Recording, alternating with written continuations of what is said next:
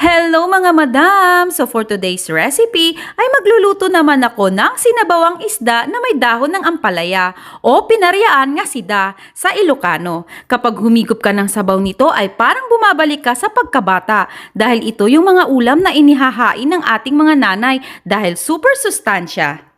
Naglagay na ako ng 2 cups of water sa kaserola. Nilagyan ko ito ng luya, sibuyas at kamatis. Papakuluan ko lang ito. Pagkakulo ay inilagay ko na ang mga isda. Tapos tinimplahan ko ito ng 2 tablespoon o bagoong at konting asin. Naglagay din ako ng konting paminta at 2 siling haba.